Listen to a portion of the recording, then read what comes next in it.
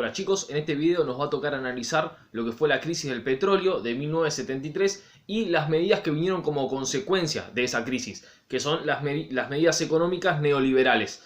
La cuestión es la siguiente, lo mismo que le decía cuando estudiábamos las teorías económicas del keynesianismo, del estado de bienestar. Es importantísimo y es fundamental saber y conocer estas cuestiones para saber cuáles van a ser las decisiones futuras que se van a tomar en el próximo, o sea, en la salida de esta crisis que estamos viviendo hoy en día, no solamente a nivel local de Argentina, a nivel regional de Sudamérica, sino también a nivel mundial. Es fundamental tener conocimiento y tomar conciencia de cuáles son los distintos tipos de medidas o de proyectos que puede llegar a haber, no solamente para ser sujetos pasivos de esas medidas que puedan ser, sino también como sujetos activos a la hora de ejercer nuestro voto en la urna, no solamente para las elecciones que vengan después de acá, sino de acá ad eternum. Es importantísimo conocer las cuestiones por las cuales se basa la economía, como les decía siempre, porque te guste o no te guste, va a influir en tu vida cotidiana, entonces tenés que tener estas herramientas para poder afrontar la vida. Entonces, ahora sí, yéndonos de lleno al tema que nos toca. ¿Recuerdan allá lejos y hace tiempo, antes de las vacaciones, habíamos estudiado los distintos conflictos de la descolonización en Asia y en África principalmente? Bueno, recuerdan que uno de los temas que habíamos visto había sido la independencia de Israel y los distintos tipos de conflictos que habían tenido con los países árabes de alrededor. Bueno, ¿y qué tiene que ver todo eso con esto? Tiene muchísimo que ver, principalmente por la guerra que hubo en 1973, en donde Estados Unidos apoyó a su socio, socio económico, socio ideológico, socio en todo sentido, que es Israel, al Estado de Israel. Entonces, por haber apoyado a Estados Unidos a Israel en esta guerra, los países árabes de alrededor con los que Israel estaba en guerra, que eran los productores de petróleo, le dijeron a Estados Unidos: ah, sí, así que apoyás a mi enemigo, entonces yo no te vendo una sola gota más de petróleo. Todo el petróleo, o sea, todas las industrias de Estados Unidos, no solamente la industria, sino la economía total de una de las dos supermegapotencias del mundo, de la década del 70, se basaba única, pura y exclusivamente en el petróleo. Todavía no estaban muy desarrolladas las energías alternativas, se estaban desarrollando, sí, por ejemplo, la energía nuclear, pero los otros tipos de energías no estaban muy desarrolladas todavía. Y todas las industrias, repito, todos los transportes, absolutamente todo, o el 90% para no ser tan rotundo, se basaba en el petróleo. Entonces, de repente, no entra una gota más de petróleo a Estados Unidos y tiemblan absolutamente todas las industrias. Todas las industrias no saben cómo hacer para seguir operando, no saben cómo hacer para seguir produciendo, no saben cómo hacer para seguir vendiendo. Tiemblan también los consumidores, porque si no se producen las cosas, ¿cómo hago yo para conseguirlo, para obtener esos productos? Entonces la economía empieza en un claro desequilibrio. O sea, hay un factor externo que la hace desequilibrar a la economía. Entonces, recuerden, yo acá tengo el mismo gráfico que hemos visto en las clases anteriores, lo dejé preparado a propósito. ¿Recuerdan cómo eran las políticas económicas que se estaban aplicando en ese momento en Estados Unidos? Nosotros lo vimos con el estado de bienestar, en donde el Estado era un interventor en la economía. Cada vez que había un desequilibrio, cada vez que había un problema, el Estado intervenía en la economía produciendo distintos tipos de leyes, o sacando o moviendo distintos tipos de botones, apretando botones o moviendo perillas, por así decirlo, para intentar acomodar y ajustar esa economía. Que era una economía, recuerden que, acá les presento de nuevo a nuestra vieja amiga la demanda agregada. Recuerden que era una economía basada en el gasto público para aumentar el consumo, y que con aumento del consumo iba a generar el aumento de la inversión. Entonces, ese aumento de la inversión hacía generar y rodar hacía girar toda la rueda, y el PBI, la economía, crecía y mejoraba la calidad de vida también de las personas. Entonces, recuerden que estudiamos que si bien en la década de los 50, la década de los 60, no solo en Estados Unidos, sino en todo el resto de Occidente, para pararnos en el punto de vista capitalista, efectivamente la calidad de vida fue mejorando. Fue mayor cantidad de personas adquirieron mayor cantidad de bienes, mayor cantidad de servicios, había mayores puestos de trabajo. Recuerden que el keynesianismo siempre tiende al pleno empleo. Lo que busca es que todas las personas tengan un trabajo, para que todas las personas puedan producir y todas las personas tengan un dinero, tengan un salario para poder consumir. Entonces, se tendía al pleno empleo, Pero nosotros vimos que con todas esas cuestiones, así todo, no terminaron de solucionar cuestiones estructurales con respecto a la pobreza. No todas las personas pudieron obtener empleo. Había muchísima cantidad de gente que seguía quedando por fuera del sistema todavía. Y entonces, con estas cuestiones, además de tener estas cuestiones, llega en el 73, esta crisis, este golpe, este uppercut de Tyson, que fue la crisis del petróleo, tremendo, que hizo tambalear, repito, la estructura económica de Estados Unidos. Entonces, para solucionar la crisis, con estas mismas medidas keynesianas, ¿qué fue lo que intentó hacer el Estado? Bueno, siguió una lógica que parece muy razonable. Si hay una crisis mayor, yo tengo que intervenir más en la economía para intentar solucionar esa crisis. Y esa medida, esa cantidad de intervenciones, terminó generando más desequilibrios todavía. ¿Por qué? Por varias cuestiones, pero bueno, vamos a sintetizarlos en distintos ejemplos claros. Por ejemplo, al no haber mucho petróleo, recuerden que un bien, cuando es escaso en una economía capitalista, aumenta el precio. Imagínense, no sé, por ejemplo, que esta sería la única lapicera que existe en todo el mundo. Y yo soy el dueño de esta lapicera. Y todo el mundo me la quiere comprar, la lapicera. Entonces, ¿yo a quién se la voy a vender? Y a que me pague mayor cantidad de dinero.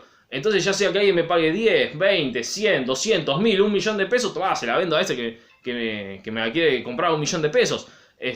Ahora, ¿qué pasa si al lado mío hay una fábrica que fabrica estas lapiceras? Automáticamente el valor o el precio de la lapicera hace esto, baja completamente. ¿Por qué? Porque, flaco, ¿para qué te iba a pagar 1 millón de pesos por una lapicera que se la puedo comprar al tipo de la fábrica por, no sé, 20 pesos? Se la voy a comprar al tipo de la fábrica por 20 pesos, no te la voy a comprar vos por 1 millón de pesos. Entonces, bueno, imagínense con esta analogía que hice con la lapicera, o sea, con este ejemplo de la lapicera, imagínense una analogía con respecto al petróleo. El petróleo, cuando había bastante petróleo disponible en Estados Unidos, el precio del petróleo estaba relativamente bajo. Ahora, de repente, los países productores de petróleo te dicen, no te vendo una sola gota más de petróleo, y el precio del petróleo sube, porque es un bien que pasó a ser, de un segundo para el otro, completamente escaso. Ahora, no el petróleo como combustible es un bien muy esencial. ¿Por qué? Porque es un bien que está metido adentro de absolutamente todos los precios de la economía. Porque piensen lo siguiente, muchas fábricas para producir utilizan el petróleo como combustible. Pero además de eso, los bienes que nosotros consumimos se transportan de un lugar a otro. Piensen, no sé, por ejemplo, en las bananas que ustedes compran en la verdulería a la vuelta de su casa. No se fabrica, o sea, no se siembran en la vuelta de su casa. Se producen en el campo, del campo se tiene que trasladar. Vamos a suponer que no se traslada al mercado central, se traslada directamente a la verdulería para hacerlo de la forma más rápida posible. Bien, perfecto. Ahora, ¿en qué se trasladó? Desde el lugar donde se sembró hasta la verdulería. Y en un camión. Entonces, ¿ese camión con qué anda? Con nafta. ¿Y la nafta con qué se hace? Con petróleo. Entonces, si aumenta el precio del petróleo, aumenta el precio de la nafta. Si aumenta el precio de la nafta, tiene que aumentar el precio del traslado. Del traslado del camión de la mercadería, sea banana o sea lo que sea.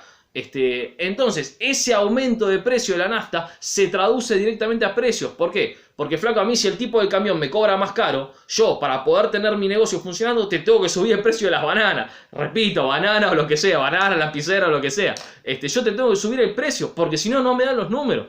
Yo no puedo vender la banana a 10 pesos y tener que pagar 12 por el transporte de la banana. Porque estoy perdiendo 2 pesos, yo no voy a tener un negocio para perder plata. Entonces, repito, al ser esta crisis del petróleo, fue algo muy sensible. El petróleo es algo que está metido adentro de la economía de absolutamente todos los bienes y servicios que nosotros tenemos alrededor, ya sea de forma directa o de forma indirecta. Por eso fue que generó estos descalabros, o sea, desequilibrios, mejor dicho, descalabros, esa es la palabra que no salía, tan abundantes. Y claro, es lo que yo le decía previamente, ¿de qué manera intentó intervenir el Estado? Con toda la buena fe y la buena voluntad del mundo. Por ejemplo, con este tipo de leyes de precios máximos.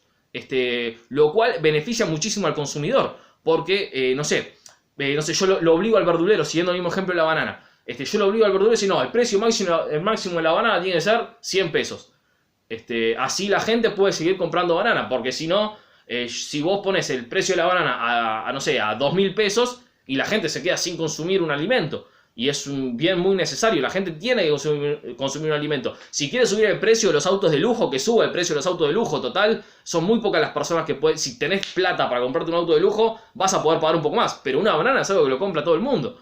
Entonces, es algo que tiene que estar a un precio relativamente bajo. Entonces, pongo una ley de precios máximos para poder para hacer que la gente pueda acceder a la banana. Listo, perfecto, buenísimo. Ahora, al mismo tiempo, por esta crisis económica, a lo mejor, no sé, si cierra alguna empresa o llega a pasar algo, yo lo que tengo que hacer es reactivar la economía, reactivar el consumo. ¿Y de qué manera reactivo la economía? Por ejemplo, con estas cuestiones keynesianas, era, bueno, aumento el salario de las personas.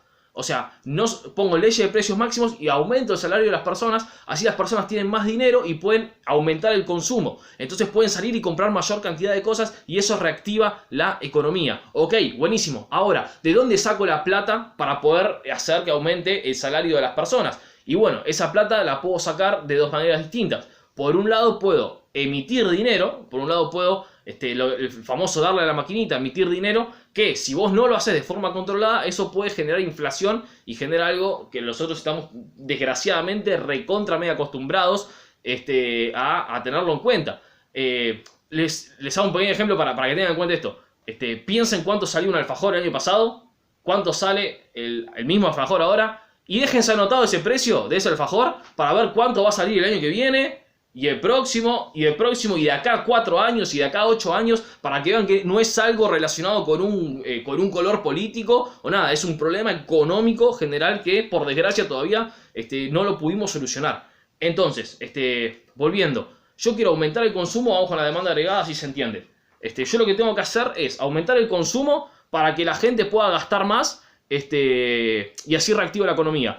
Ese consumo lo invierto con el gasto, aumentando el gasto público, que puede ser emitiendo, pero emitir me puede traer problemas de inflación. Bueno, está bien, entonces no emito, perfecto. Tengo que recaudar plata de algún lado. ¿De dónde puedo recaudar plata? Y, por ejemplo, aumentando impuestos. Ahora, yo aumento impuestos, aumento la recaudación, le pago más plata a la gente para que las personas puedan consumir más y eso reactiva la economía. Ok, pero la cuestión es la siguiente. ¿Y a quién le aumentas impuestos? Porque si eso no se hace de forma equilibrada, no se hace de forma ordenada, podés tener el siguiente dilema, que podemos llegar a llamarlo el dilema del verdulero, según el ejemplo que estamos haciendo. Vos, por ejemplo, le pusiste una ley de precios máximos al verdulero. Flaco, la banana no va a poder vender más de 100 pesos. Ok. Además de eso, yo hago que vos estés obligado a aumentarle el salario a tus empleados.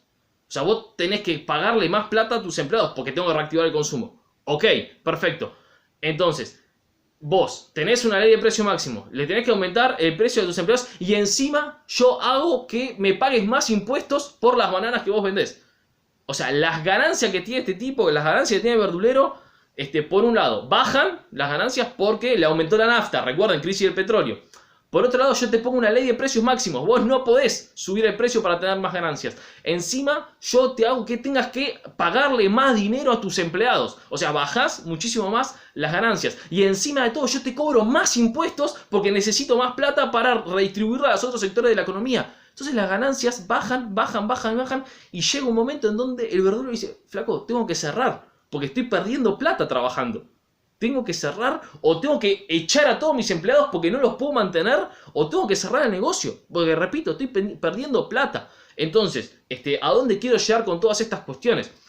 Lo que se planteó en este caso, en la década del 70, fue irse de un extremo al otro. De un extremo completo al otro extremo completo. De un extremo en donde se planteaba que el Estado tenía que controlar y ser como una especie de médico que constantemente tenía que crear una ley para equilibrar la economía y otra nueva ley y esto y lo otro y creo esto, no, y hago esto y muevo lo otro, en donde el Estado tenía que estar muy activo. Se pasó absolutamente el otro extremo, donde se planteaba que el Estado no tenía que hacer absolutamente nada. Las medidas neoliberales plantean que el Estado se tiene que correr de la economía y no hacer absolutamente nada, y que el mercado solito, el mercado solo es el que va equilibrando todas las cuestiones y va atendiendo a ese equilibrio del mercado, de los distintos precios, los distintos bienes y los distintos servicios. ¿De qué manera plantea las cuestiones neoliberales que se ordena solita esta economía? Lo vamos a ver en otro video para que no quede uno solo tan largo.